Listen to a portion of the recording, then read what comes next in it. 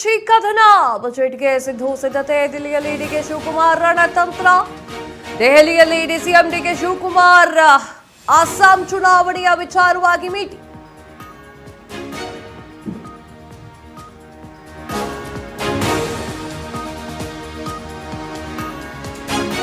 ರಾಜ್ಯ ಕಾಂಗ್ರೆಸ್ನಲ್ಲಿ ತಾರಕಕ್ಕೇರಿದ ಕುರ್ಚಿ ಕದನ ಬಜೆಟ್ಗೆ ಸಿದ್ಧತೆ ದಿಲ್ಲಿಯಲ್ಲಿ ಡಿಕೆ ಶಿವಕುಮಾರ್ ರಣತಂತ್ರ ದೆಹಲಿಯಲ್ಲಿ ಡಿಸಿಎಂ ಡಿಕೆ ಶಿವಕುಮಾರ್ ಠಿಕಾಣಿ ಅಸ್ಸಾಂ ಚುನಾವಣೆಯ ನೆಪದಲ್ಲಿ ಡಿಸಿಎಂ ಡಿಕೆ ಶಿವಕುಮಾರ್ ರಣತಂತ್ರ ರೂಪಿಸಿದ್ದಾರೆ. ದೆಹಲಿಗೆ ತೆರಳುತ್ತಾ ಇದ್ದಂತೆ ಕೊಟ್ಟ ಮಾತು ನೆನಪಿಸಿದಂತಹ ಡಿಕೆ 150ಕ್ಕೂ ಹೆಚ್ಚು ಶಾಸಕರ ಬೆಂಬಲ ನನಗಿದೆ ಅಂತ ಹೇಳಿ ಡಿಕೆ ಶಿವಕುಮಾರ್ ಅವರ ಮೆಸೇಜ್.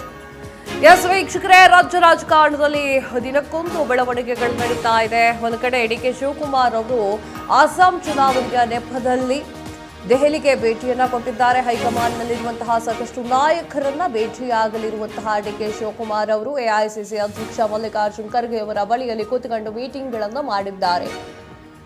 ಮೀಟಿಂಗ್ಗಳನ್ನ ಮಾಡಿ ನೀವು ಕೊಟ್ಟಿರುವಂತಹ ಮಾತು ನೆನಪಿದೆಯೋ, ನಾನು ನೆನಪು ಮಾಡಿ ಕೊಡಬೇಕು ಅಂತ ಹೇಳಿ ಕೊಟ್ಟ ಮಾತನ್ನ ನೆನಪು ಮಾಡಿ ಕೊಟ್ಟಿದ್ದಾರೆ.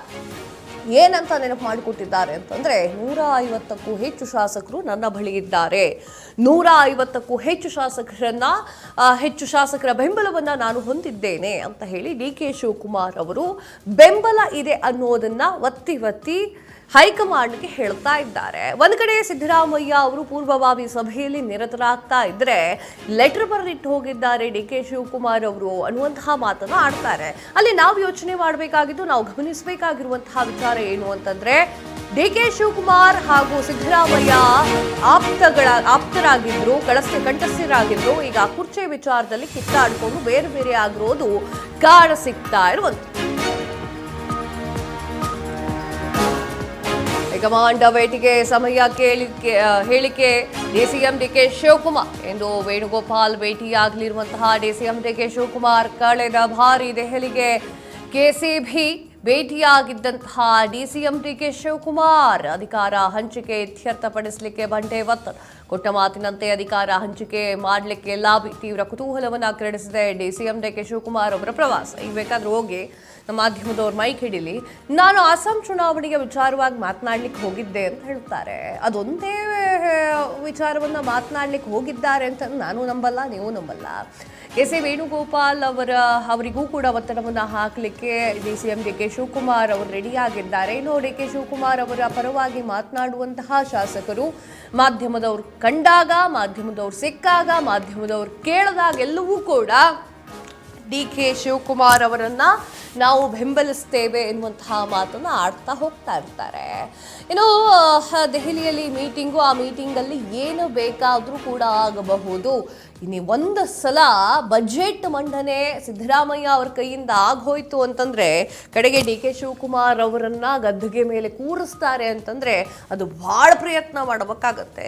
ಇದೇ ಸಮಯದಲ್ಲಿ ನಾನು ಗದ್ದುಗೆಯನ್ನ ಏರ್ತೇನೆ ಅಂತ ಹೇಳಿ ಒಂದ್ ಕಡೆಗೆ ಒಬ್ಬರಿತಾ ಇರುವಂತಹ ಕನಕಪುರದ ಬಂಡೆ ಸಿದ್ದರಾಮಯ್ಯ ಅವರು ಒಂದ್ ಕಡೆ ನಾನು ಕೊಡೇನು ಅಂತ ಹೇಳ್ತಾ ಕೂತ್ಕೊಂಡಿದ್ದಾರೆ. ಎಸ್, ಇದರ ಬಗ್ಗೆ ಮಾತನಾಡಲಿಕ್ಕೆ ಜೋಯಲ್ ಪ್ರತಿನಿಧಿ ದೂರವಾಣಿ ಸಂಪರ್ಕದಲ್ಲಿದ್ದಾರೆ. ಎಸ್ ಜೋಯಲ್, ಡಿಕೆ ಶಿವಕುಮಾರ್ ಅವರು ದೆಹಲಿ ಪ್ರವಾಸದಲ್ಲಿದ್ದಾರೆ. ಡಿಕೆ ಶಿವಕುಮಾರ್ ಅವರು 150ಕ್ಕೂ ಹೆಚ್ಚು ಶಾಸಕರು ನನ್ನನ್ನು ಬೆಂಬಲಿಸ್ತಾ ಇದ್ದಾರೆ ಎನ್ನುವಂತಹ ಮಾತನ್ನ ಪ್ರಸ್ತಾಪ ಮಾಡಿದ್ದಾರೆ ಎನ್ನುವ ಮಾಹಿತಿ ಕೇಳಿಬಂದಿದೆ. ನಿಮ್ಮ ಹತ್ರ ಏನಿದೆ ಮಾಹಿತಿ?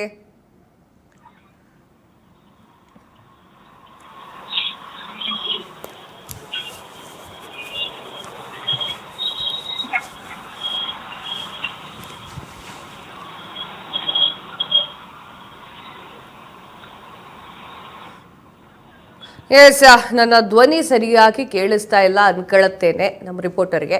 ದೆಹಲಿಯಲ್ಲಿ ಡಿಸಿಎಂ ಡಿಕೆ ಶಿವಕುಮಾರ್ ಅವರು ಠಿಕಾಣಿ ಊರಿ ಇತ್ಯರ್ಥ ಮಾಡಬೇಕು ಅನ್ನುವಂತಹ ನಿಟ್ಟಿನಲ್ಲಿ ಎಲ್ಲಾ ರೀತಿಯ ಸ್ಟೆಪ್ಗಳನ್ನ ಕೂಡ ತೆಗೆದುಕೊಳ್ತಾ ಇದ್ದಾರೆ. ಹೈಕಮಾಂಡ್ ಭೇಟಿಗೆ ಸಮಯವನ್ನ ಕೇಳಿದಂತಹ ಡಿಕೆ ಶಿವಕುಮಾರ್ ಅವರು ನಿಮ್ಮ ಸಮಯ ಬೇಕು ನನಗೆ ಅನ್ನುವಂತಹ ಮಾತನ್ನ ಆಡ್ತಾರೆ. ಒಂದ್ ಕಡೆ ಸಿದ್ದರಾಮಯ್ಯ ಅವರ ಪುತ್ರ ಯತೀಂದ್ರ ಸಿದ್ದರಾಮಯ್ಯ ಅವರ ಹೇಳಿಕೆಗಳು ಕೂಡ ಸಾಕಷ್ಟು ಇಂಪ್ಯಾಕ್ಟ್ ಅನ್ನ ಬೀರಿಸಿದೆ.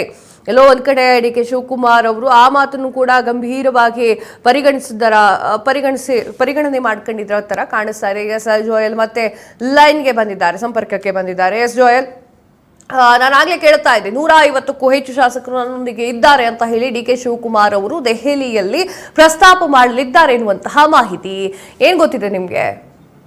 ಎಸ್ ಕಾವ್ಯ, ಈಗಾಗಲೇ ಏನು ರಾಜ್ಯ ಕಾಂಗ್ರೆಸ್ ನಲ್ಲಿ ಕುರ್ಚಿ ಕದನ ತಾರಕಕ್ಕೇರಿರುವಂತದ್ದು ಬಹಳ ದಿನಗಳಿಂದ ಈ ಒಂದು ಚರ್ಚೆ ನಡೀತಾ ಇದೆ. ಯಾವ ರೀತಿಯಾಗಿ ಡಿ.ಸಿ.ಎಂ ಡಿ ಕೆ ಶಿವಕುಮಾರ್ ಅವರು ಈ ಒಂದು ಸಿಎಂ ಪಟ್ಟವನ್ನ ಪಡ್ಕೊಳ್ತಾರೆ ಅಥವಾ ಯಾವ ರೀತಿಯಾಗಿ ಈ ಒಂದು ವಿಚಾರಕ್ಕೆ ಸಾಕಷ್ಟು ಒತ್ತಡವನ್ನ ಹೇರ್ತಾ ಇದ್ದಾರೆ. ಹೈಕಮಾಂಡ್ ನಾಯಕರಲ್ಲಿ ಹಲವು ಬಾರಿ ಈ ವಿಚಾರವಾಗಿ ಒತ್ತಡವನ್ನ ಹೇರುವಂತ ಪ್ರಯತ್ನವನ್ನ ಮಾಡ್ತಾ ಇದ್ದಾರೆ. ಯಾವ ರೀತಿಯಾಗಿ ತೆರೆಮರೆಯಲ್ಲಿ ಪ್ರಯತ್ನವನ್ನ ಮಾಡ್ತಾ ಇದ್ದಾರೆ ಅನ್ನುವಂತ ವಿಚಾರಗಳು ಒಂದು ಕಡೆ ಆದ್ರೆ, ಇದೀಗ ದೆಹಲಿಗೆ ಈಗಾಗಲೇ ಡಿ.ಸಿ.ಎಂ ಡಿ ಕೆ ಶಿವಕುಮಾರ್ ಅವರು ನಿನ್ನೆ ದೆಹಲಿಗೆ ತೆರಳಿರುವಂತದ್ದು. ಈಗಾಗಲೇ ಡಿ.ಸಿ.ಎಂ ಡಿ ಕೆ ಶಿವಕುಮಾರ್ ದೆಹಲಿಯಲ್ಲಿ ಇರುವಂತ ವಿಚಾರಕ್ಕೆ ಹೈಕಮಾಂಡ್ ನಾಯಕರನ್ನ ಭೇಟಿ ಮಾಡ್ತಾರೆ. ಅಲ್ಲಿ ಭೇಟಿ ಮಾಡಿ ಈ ಒಂದು ಪವರ್ ಶೇರಿಂಗ್ ವಿಚಾರ ಇರ್ಬೋದು ಅಥವಾ ಏನು ತನಗೆ ಯಾವುದೇ ಕಾರಣಕ್ಕೂ ಏನು ಸಿಎಂ ಪಟ್ಟ ಕೊಡಬೇಕು ಅನ್ನುವಂತ ವಿಚಾರಕ್ಕೆ ಇನ್ನಷ್ಟು ಒತ್ತಡವನ್ನ ಹೇರ್ತಾರೆ. ಆ ನಿಟ್ಟಿನಲ್ಲಿ ಹೈಕಮಾಂಡ್ ನಾಯಕರನ್ನ ಭೇಟಿ ಆಗ್ತಾರಾ ಅನ್ನುವಂಥದ್ದೇ ಬಹುದೊಡ್ಡ ಪ್ರಶ್ನೆ. ನೇರವಾಗಿ ಡಿ.ಸಿ.ಎಂ ಅವ್ರನ್ನೇ ಕೇಳಿದಾಗ ಅವರು ಹೇಳುವಂತದ್ದು, ನಾನು ಯಾವ ನಾಯಕರನ್ನ ಭೇಟಿ ಆಗ್ತೇನೆ ಅಂತ ತಮ್ಗೆ ಹೇಳ್ಬೇಕಾಗಿಲ್ಲ ಅನ್ನುವಂತ ರೀತಿಯಲ್ಲಿ ಉತ್ತರವನ್ನ ಕೊಡ್ತಾರೆ. ರಾಹುಲ್ ಗಾಂಧಿ ಅವರನ್ನೇನಾದ್ರು ಭೇಟಿ ಆಗ್ತೀರಾ, ಅವ್ರೇನಾದ್ರು ಭೇಟಿಗೆ ಅವಕಾಶವನ್ನ ಕೊಟ್ಟಿದ್ದಾರಾ ಅಂತ ಕೇಳಿದಾಗ್ಲೂ ಕೂಡ ಅವ್ರು ಅದೇ ಉತ್ತರವನ್ನ ಕೊಟ್ಟಿರುವಂತದ್ದು. ಇದೆಲ್ಲ ಗಮನಿಸಿದಾಗ ಇವತ್ತು ಬಹುಶಃ ಅವರು ಏನು ವೇಣುಗೋಪಾಲ್ ಅವರನ್ನ ಭೇಟಿ ಆಗ್ತಾರೆ. ಕಳೆದ ಬಾರಿಯೂ ಕೂಡ ಏನ್ ದೆಹಲಿಗೆ ತೆರಳಿದಂತಹ ಸಂದರ್ಭದಲ್ಲಿ ಕೆ.ಸಿ. ವೇಣುಗೋಪಾಲ್ ಅವರನ್ನ ಭೇಟಿಯನ್ನು ಮಾಡಿದ್ರು. ಸೊ ಆಗ್ಲೂ ಕೂಡ ಅಧಿಕಾರ ಹಂಚಿಕೆ ವಿಚಾರಕ್ಕೆ ಈ ಒಂದು ವಿಚಾರವನ್ನು ಇತ್ಯರ್ಥಪಡಿಸುವಂತೆ ಒತ್ತಡವನ್ನ ಹೇರಿದ್ರು. ಕೊಟ್ಟ ಮಾತಿನಂತೆ ಅಧಿಕಾರ ಹಂಚಿಕೆ ಮಾಡಿ ಅನ್ನುವಂತ ರೀತಿಯಲ್ಲಿ ತೀವ್ರವಾದಂತಹ ಒಂದಷ್ಟು ಲಾಬಿಯನ್ನ ನಡೆಸಿದ್ರು. ಇದೀಗ ಡಿ.ಸಿ.ಎಂ ಮತ್ತೆ ಈಗ ದೆಹಲಿಯಲ್ಲಿ ಇರುವಂತ ಈ ವಿಚಾರಕ್ಕೆ ಸಾಕಷ್ಟು ಕುತೂಹಲ ಕೆರಳಿಸಿರುವಂತದ್ದು. ನನ್ನ ಜೊತೆಯಲ್ಲಿ 139 ಶಾಸಕರು ಕೂಡ ಇದ್ದಾರೆ, ಸಿಎಂ ಕೂಡ ಸೇರಿ 139 ಶಾಸಕರು ಕೂಡ ಇದ್ದಾರೆ, ಅವರ ಬೆಂಬಲ ಎಲ್ಲ ಕೂಡ ನನ್ನ ಜೊತೆಲಿ ಇದೆ ಅನ್ನುವಂತ ರೀತಿಯಲ್ಲಿ ಹಲವು ಬಾರಿ ಈಗಾಗಲೇ ಡಿ ಕೆ ಶಿವಕುಮಾರ್ ಅವರು ಹೇಳ್ಕೊಂಡಿರುವಂತದ್ದು. ಆ ನಿಟ್ಟಿನಲ್ಲಿ ಒಂದು ಕಡೆ ಅವರ ಪರವಾದಂತ ಅಂದ್ರೆ ಡಿ ಕೆ ಬಣದ ಶಾಸಕರು ಮಾತನಾಡುವಂತ ಸಂದರ್ಭದಲ್ಲೂ ಕೂಡ ನನ್ನ ಡಿ ಕೆ ಶಿವಕುಮಾರ್ ಅವ್ರ ಜೊತೆಲಿ 80ರಿಂದ 90 ಶಾಸಕರು ಇದ್ದಾರೆ ಅನ್ನುವಂತ ರೀತಿಯಲ್ಲಿ ಸಂಖ್ಯಾಬಲದ ರೀತಿಯಲ್ಲೂ ಕೂಡ ಹೈಕಮಾಂಡ್ಗೆ ಒಂದು ಸಂದೇಶ ಹೋಗುವಂತ ರೀತಿಯಲ್ಲಿ ಈಗಾಗಲೇ ಹಲವು ಬಾರಿ ಮಾತನಾಡಿರುವಂತದ್ದು. ಆ ನಿಟ್ಟಿನಲ್ಲಿ ಕಾದ್ ನೋಡ್ಬೇಕಾಗಿದೆ. ಇವತ್ತು ಡಿ.ಸಿ.ಎಂ ಡಿ ಕೆ ಶಿವಕುಮಾರ್ ಅವರು ಯಾರನ್ನ ಭೇಟಿ ಆಗ್ತಾರೆ, ಎಷ್ಟೊತ್ತು ಮಾತಾಡ್ತಾರೆ, ಯಾವ ರೀತಿಯಾಗಿ ಮಾತಾಡ್ತಾರೆ ಅನ್ನೋದ್ರ ಮೇಲೆ ಮುಂದಿನ ಭವಿಷ್ಯ ನಿಂತಿರುವಂತದ್ದು. ಕಾವ್ಯ. ಎಸ್ ಜೋಯಲ್, ತಮ್ಮೆಲ್ಲ ಮಾಹಿತಿಗಾಗಿ ಧನ್ಯವಾದ.